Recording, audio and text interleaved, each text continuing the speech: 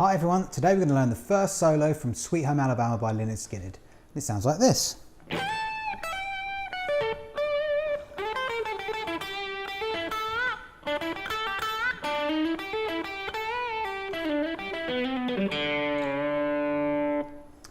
Right, so in this Sweet Home Alabama guitar lesson, we're going to look at the scales and the techniques that you're going to need to be able to play this solo.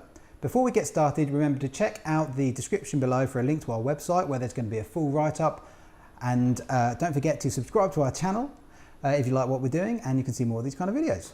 So let's get started with it. It's all in sort of, you could think of it as G major or maybe D mixolydian, but probably easiest to think of it as like a G major kind of scale, or even pentatonic. Shape 1 there. Cool. So let's look at that first lick then. So it sounds like this. So the first thing is to think about the scale that we're using, or the scale shapes. It's kind of like a D. It's all in this D mixolydian or G, depending on how you want to think about it. It's the same notes, but probably the easiest way is just think about it as G major pentatonic, shape 1, with a few extra notes. Don't worry if you're not sure what I'm talking about, below, and we'll have all the scale diagrams on our site. But in terms of the frets, we are on the 15th fret, and it's a full bend. And then we let it release a little bit, straight down to the 12th fret on the E string, and hammer back on to the 15th fret. So we get this thing happening. Okay, and then we've got this little arpeggio there. It's basically a D major arpeggio. Okay, and the frets are 14th on the E, 15th on the B, and 14th on the G. Okay, so what we do is we run from the E to the B to the G, and then back up to the B. So if I put that whole lot together, it sounds like this.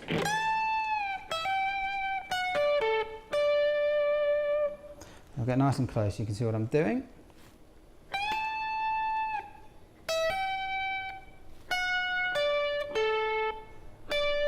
Okay, so we're back up to that D note there, which is the 15th fret on the B string. And after that, we're going to change positions. So we're going to stay in the same scale, but we're down to the index finger on the 7th fret, little finger on the 10th fret, and you can still base it around your G major pentatonic shape, which is shape 4 now. So we come from here.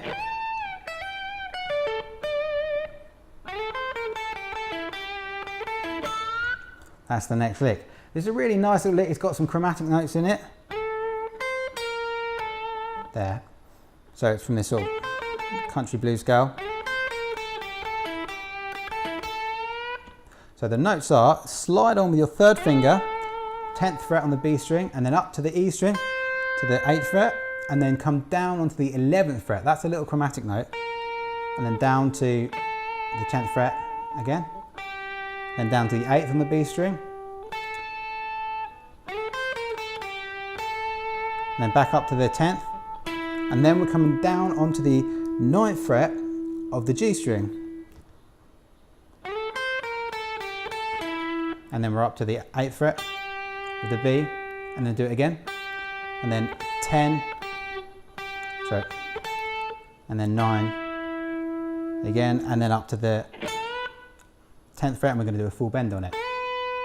Okay, so let's just run through those notes. So let's get that bit first. So we're starting with the 3rd finger, slide up to the 10th fret, then the 8th fret on the E string, then 11th fret on the B string, that's our chromatic note, then the 10th fret, and then the 8th fret, 10th again, and then we're down to the 9th fret on the G string. So that's, I'll get close for that. So it would be quite good if you start trying to use your little finger for this. And then we're up to the 8th fret on the B string. And then pick it again, and then come up to the 10th fret on the B string, and then down to the 9 again on the G, and then back up to the 10, and it's a full bend on it as well. So that whole lot is this.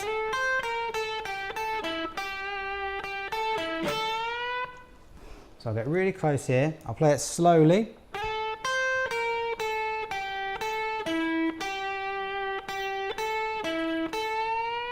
I'll play it more slowly. So I'll start again.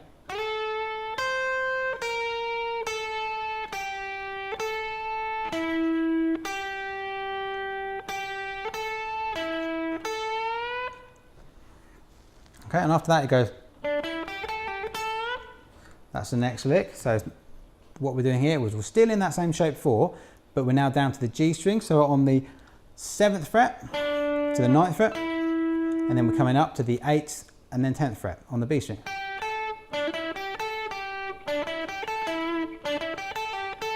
Sorry, that's the lick there.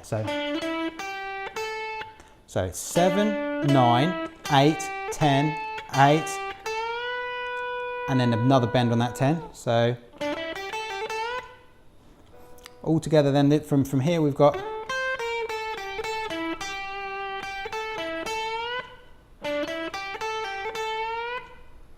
and then after that we've got another cool chromatic bit, which is really nice sounding. So that again is G string, 7, 8, 9, and then we're coming up to the B string, 8, 10,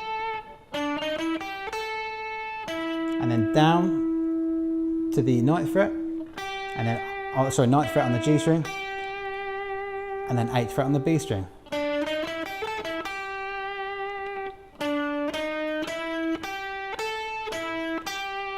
I'll go nice and slow with that. 7, 8, 9 on the G, B string, 8, 10, 9 on the G, 8 on the B.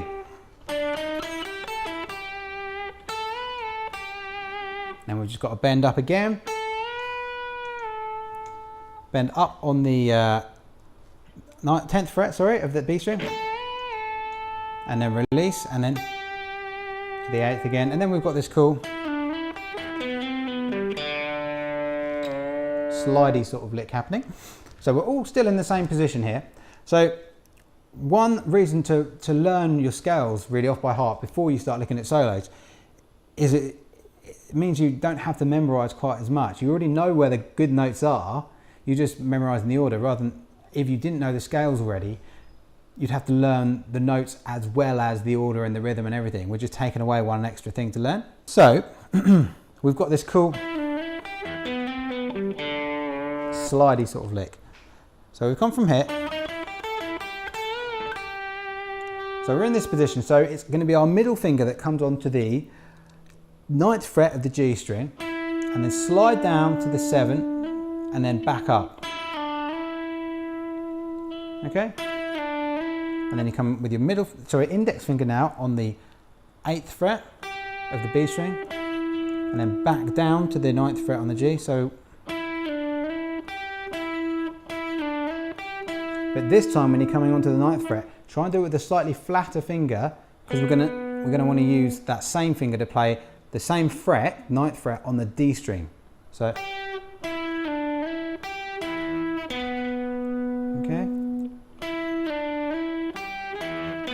And then that can slide up a semitone to the 10th fret and then back down.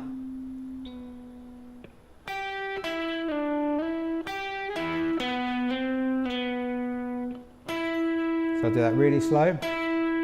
Slide. So start on the 9th fret, slide down to the 7, slide back up. You don't need to pick any of them. And then pick the 8th fret, and then pick the 9th fret on the G string.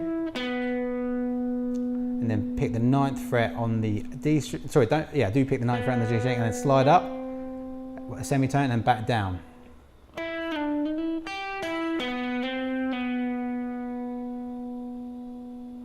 Okay.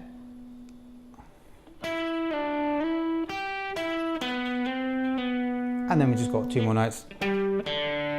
So this is quite cool. So this is the 10th fret on the A string, and then back up to the D string but open. So even though we're playing back the other way, we'd expect the notes to go higher. Because we're not fretting the note, it's much lower. So we're actually going down. So we have got the 10th fret on the A, and then the open D string. And then if you have a whammy bar, you just do a little dip on that and back up. Or if you really want to get that sound and you don't have it, you could maybe do a bend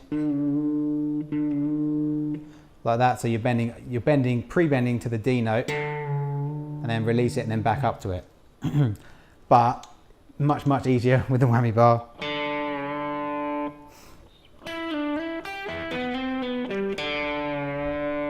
All right, so I'll play that whole lick nice and slow.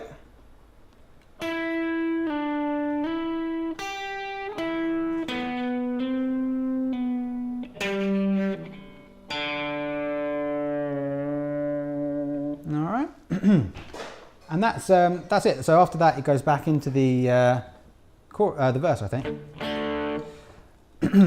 So I'll play through the whole solo. I'll play it at normal speed, and I'll play it nice and slow, so you can see exactly what I'm doing. So once again, it is.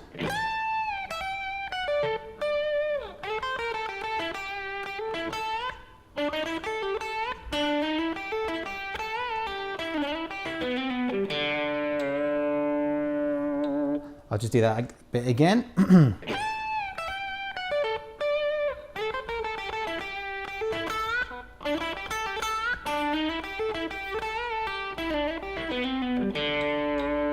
Okay, once you get really into this solo, there's a few bits where there's something called pinch harmonics happening, and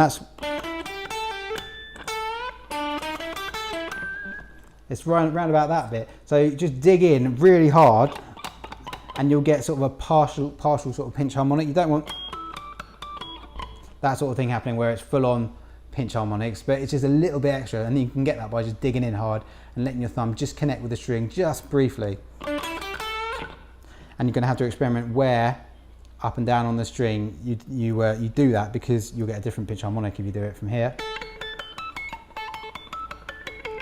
to anywhere else on the string.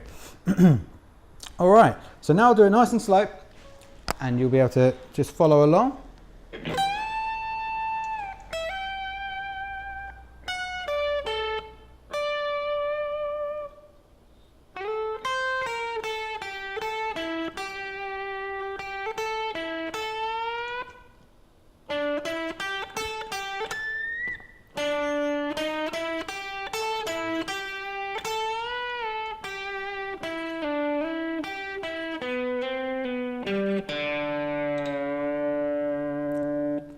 Okay, so that is that whole first solo from Sweet Home Alabama.